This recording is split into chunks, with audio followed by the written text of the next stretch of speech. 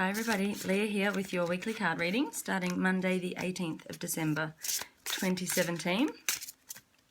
So it has been a very full-on year and it is almost over, and so you're probably very busy, not only just with organising Christmas and holidays and whatnot, but finishing off all the things that you've started this year and are trying to achieve. And try not to leave anything that's been a major turning point in your life. Try not to leave it unfinished before the year ends, so that you can start 2018, fresh, and it'll just make next year flow so much better for you if you've dealt with this year's stuff before it starts. So the first card for this week is Eight of Gabriel, and this tells you there's a great deal of activity, sudden and immediate results, important communication. So again, it's going to be busy. There's going to be a lot happening. I think this card might even have come up last week as well. So make sure this can also be a time where, emotions can get the better of people, and because we're kind of busy and we're trying to get a lot done, we can get a little bit impatient, and when we do that, we can kind of speak without thinking, or we can speak with a tone that may not be appreciated by others. So this card's just a reminder this week to, even though you are really busy and you're trying to get a lot done, you might be frustrated, just be aware of how you're speaking to other people and what you're saying, and just take a second and count and think about what you're going to say before you say it if you think it might come off the wrong way. So just a friendly reminder, and that's for all of us. I'm terrible at doing that, so I know that that's something that I always have to be very mindful of when I'm busy and stressed out. Nine of Raphael is the second card, and this is telling you to make a wish. Dreams become reality and a joyful time of life. So if you've been doing all of that work this year and making big changes, and so many people have messaged me when they see my readings each week or following the 3 card readings that I do, and just going, oh my goodness, that is me. Like, I've made these massive changes this year, or, I've committed to something next year that is really scary or out of my comfort zone, or but people are starting to really follow their dreams and go, I want more from my life, or I really want to try and do this. And so now's the time to kind of take that chance and enroll in a new course, change careers. Some people are changing relationships.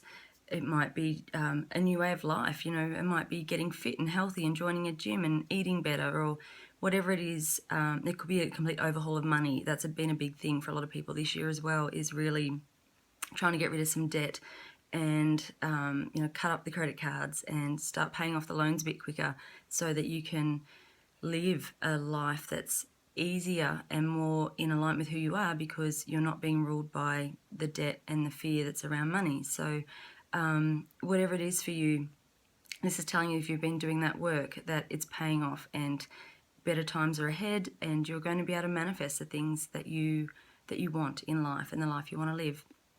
And then the third card for this week is the Lovers, and this tells you to make choices from your heart, deeply emotional commitments, and the power of love. So obviously this could be relationships for some people. It might be, people might be getting engaged, they might be getting married, moving in together, those kinds of things.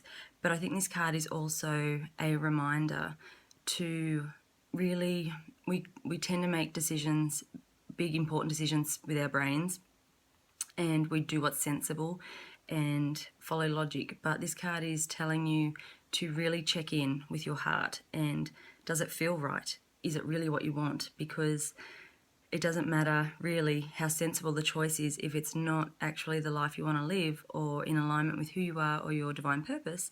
Then you're going to be making changes continuously until you actually check in and listen to what your heart's telling you.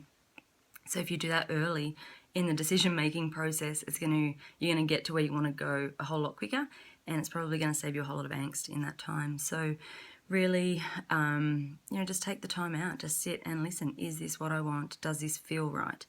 And pay attention to your emotions. If you're considering, taking a new job or committing to something, and it just, you're not feeling very happy about it, it just, like, oh yeah, okay, this is a sensible decision, I'll do this. That's probably a really good sign that perhaps that's not the right path, and to look for others. Having said that, sometimes we need to do the job we're not that keen on, or, live in the house that isn't exactly what we would hoped for ourselves, or go without so we can save money in the short term so that the future can be brighter and better. So if that's what you're doing, if you're sort of making that commitment to perhaps have less now in order to have more in the future, then that might actually feel quite right.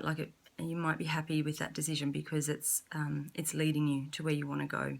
So it's really just checking in with you and what is right for you, and it's going to be different for every person. So, and all of your, dealings with other people, try and come from a place of love. If you do that, if you come from love and kindness, then, your life's just going to flow better and better things will come to you. So the card this week from my healing cards is self-worth, and this is a really big thing for people, especially when you're making changes. Sometimes we don't think we deserve the best, so perhaps more money might be coming in, that great job offer comes in. We see that beautiful house that we think, we can probably just afford to buy that, but there's a part of us that thinks that we're not actually worthy of those good things, and it's not generally something we're conscious of. It's a, deep held belief, probably from when you were little, or, it doesn't take much to knock our self-worth growing up. So,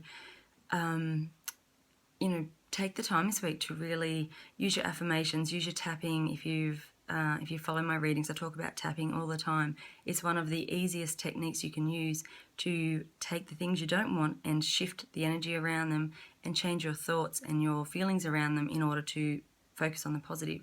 So if there's part of you that's saying, I'm not worthy of these good things, then, this is the perfect time to start to address those and deal with them and change it and go into 2018 knowing that you're worthy, know that you deserve the best in life. And even if you've made poor choices in the past, if you've done things you're not proud of, make amends now, fix those now, and do what you can to not repeat those things. But don't let them hold you back forever. They're a learning tool. They're not it's not a life sentence. So do what you have to do this week to remind yourself of your self-worth, that you are really worthy of the best in life, and start to make changes so that you're living that. So your actions show that you do believe you're worthy and you are deserving of good things. Self-talk is a big part of that. Speak kindly about yourself and to yourself always. We tend to put ourselves down, and it's a bit of a protective thing so that if we do it first, other people won't do it to us. I know I do that a lot. But it's really important to just speak kindly to yourself and love yourself and be the person that you want to be around, and then your life will flow better. So have an amazing week. I will see you next week, and send me a message if if this resonates for you. I love hearing your feedback. So thank you. Bye.